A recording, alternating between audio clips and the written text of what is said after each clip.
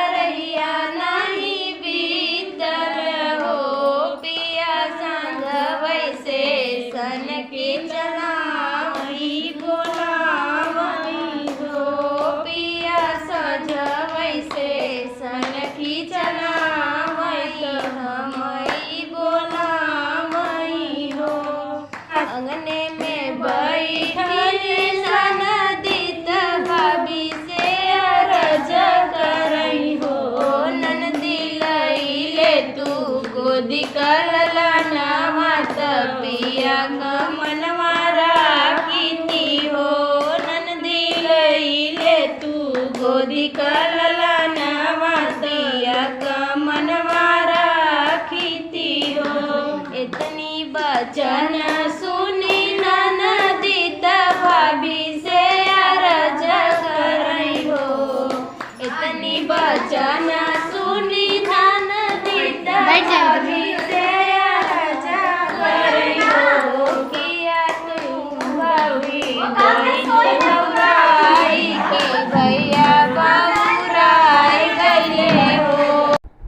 उसके बाद THR का प्रदर्शन किया गया।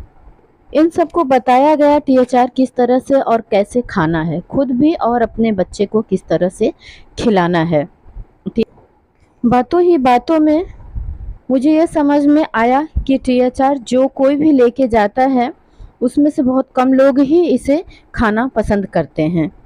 इसलिए मैंने इन लोगों को समझाया कि THR खाना कितना महत्वपूर्ण और कितना ज़रूरी है। सरकार पागल या बेवकूफ़ नहीं है जो हमारे लिए, आप लोगों के लिए इतनी व्यवस्था बना के रख रही है। कृपया आप लोग इसे ज़रूर खाएं और अपने बच्चों को खिलाएं। जैसे आपका मन करता है नमकीन दलिया बनाने का, नमकीन दलिया बनाएं, खिचड़ी बना के खाएं। आप मीठे को लड्डू बना के खाएं, हलवा बनाएं, दलिया बनाएं, मीठी पूरी बनाएं, किसी भी तरह से आप खाएं और अपने बच्चों को ज़रूर खिलाएं। जो कि बच्चों के लिए अलग आता है, गर्भवती धात्री के लिए अलग पोषाहार आता है, जो बेहद ज़रूरी होता है कि ये लोग इसे अच्छी तरह से खाएं, न कि ले जाके फेंक दें या कुछ और करें। इसलिए THR का प्रदर्शन किया गया, इनको खाने के लिए सही से समझाया और बताया गया। वैसे मैंने देखा कि इन लोगों को बहुत अच्छा लग रहा था मुझसे बात करना, क्योंकि ये लोग खुल के अपनी बातें, अपनी समस्या मुझे बता रहे थे और मैं भी कोशिश कर रही थी कि इन लोगों की समस्याओं का समाधान कर सकूं जो हो सके। टीकाकरण कराने की भी मैंने सलाह दी और ये भी बताया कि गर्भावस्था में 2 टीके ज़रूर लगवाने चाहिए, क्योंकि ये अजन्मे बच्चे की डिप्थीरिया और टिटनेस से रक्षा कर। इन्हीं में से किसी एक महिला ने मुझसे कहा कि हमारे ज़माने में तो टीके नहीं लगा करते थे, तो क्या हमारे बच्चे बड़े नहीं हुए? तो मैंने उनकी बातों को बहुत ही सरलता से लिया और अच्छी तरह से समझाया कि आपके ज़माने में ठीक है टीके लगते थे या नहीं लगते थे, लेकिन अगर जब नहीं लगते थे जो टीके, तो आप लोग भी ध्यान दीजिए कि उस ज़माने में कैसी खतरनाक बीमारियां बच्चों को हो जाया करती थी, जिसका इलाज नहीं हो पाता था। ना हम समय से इस अस्पताल पहुंचा पाते थे उनको, और ना ही उन बीमारियों से उनको निजात दिला पाते थे, ना ही हमारे पास पैसे होते थे कि हम उन बीमारियों का इलाज कराने के लिए बड़े बड़े अस्पतालों में जाएं, बड़े शहरों में जाएं और बच्चों का इलाज कराएं। और ऐसी स्थिति में क्या होता था कि बच्चे की मृत्यु भी हो जाया करती थी। मेरी बातें सबको समझ में आ रही थी और सबने अपनी सहमति भी जताई। कहा सही बात है, आप सही कह रही हैं। पहले के ज़माने में 6, 7, 8 बच्चे हुआ भी करते थे। अगर 1-2 बच्चों को कुछ हो भी जाया करता था तो इतना फ़र्क नहीं पड़ता था, दुख तो होता ही था। और आज का ज़माना ऐसा हो गया है कि 2 बच्चों से ज़्यादा किसी के बच्चे भी नहीं होते हैं। इन सब गर्भवती महिलाओं को और उनकी सासों को समझाया गया कि प्रसव के 1 घंटे के अंदर ही स्तनपान कराना। प्रसव के बाद महिलाओं के स्तन से कोलोस्ट्रम या खीस जिसे हम बोलते हैं, पीला गाढ़ा दूध भी जिसे कहा जाता है, वो बच्चों को पिलाना बेहद ज़रूरी होता है। ये बच्चे का पहला टीकाकरण होता है। इसके बाद हमने गोद भराई कार्यक्रम शुरू किया। अरे अरे काली जमुनिया तू परी के लटकी जाती हो, जामुन तो के खन पियावते नजर भर देखती हो, जामुन तो के तोड़न पियावते नजर भर देखती हो। अरे अरे काली जमुनिया तू परी के लटकी जाती हो, जामुन तो के तोड़न पियावते नजर भरी देखती हो। पिया भेजी दी है केवटा बेटा नया पुना नहीं आयनी हो, पिया भेजी दी है केवटा बेटा नया पुना नहीं आयन हो।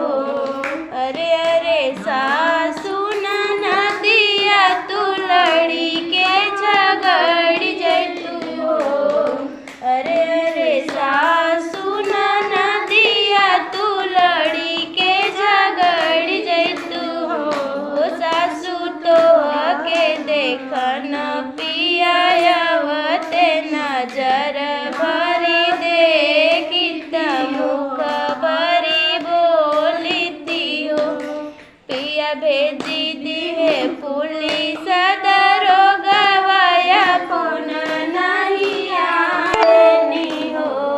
पिया भेजी दिहे पुलिस दरोगवाया फोन नहीं आनी हो। अरे अरे काली बदरिया तू गरज के बरस जैतू हो। बादल तो के छावन पियावते नजर भरी देख लेती हो। पिया भेजी दिहे छत के छवैया अपन नहीं आनी हो। पिया भेजी दिहे छत के छवैया अपन नहीं आनी हो। अरे अरे गोदी का लालनवा तू रोई के सुनाई देता हो। अरे अरे गोदी का लालनवा तू रोई के सुनाई देता हो। लालन तो के देखन पियावते नजर भरी देखित मुख भर बोलती हो। इस तरह से गोद भराई कार्यक्रम संपन्न हो गया है और सभी लोगों ने गीत संगीत का आनंद लिया। सभी जो भी बहुएं आई थी उनके घर की सास और उनकी ननद जेठानी ने भी अपनी बहुओं के आंचल में नारियल डाला, फल डाल किया और उन्हें आशीर्वाद दिया। गीत संगीत का सब लोगों ने आनंद उठाया। बहुत ही अच्छा लगा, बहुत ही खुशनुमा माहौल था। सब खुश थे। जो भी समस्याएं थी उन समस्याओं का समाधान हुआ। बहू भी खुश थी और सास भी खुश थी। सब आने वाले नए मेहमान के स्वागत की तैयारी किस तरह से करनी है मैंने सबको अच्छी तरह से समझाया और बताया। तो इस तरह से गोद भराई कार्यक्रम हमारे यहाँ संपन्न हुआ।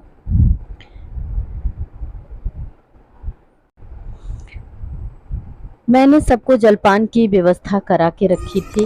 लड्डू मंगाया था, सबको पानी पिलाया गया, लड्डू खिला के पानी पिलाया गया और लास्ट में सब लोगों ने डांस भी किया। जॉन याद बैठ जा आराम से। देख ही रहे हैं सब कितने खुश हैं।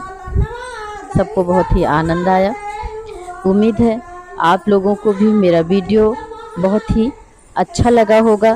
तो प्लीज़ आप लोगों से अनुरोध है मेरे चैनल को ज़रूर सब्सक्राइब कीजिए, शेयर और अपने सुझाव हमें ज़रूर दीजिए। हमारा वीडियो आपको कैसा लगा ज़रूर बताइए।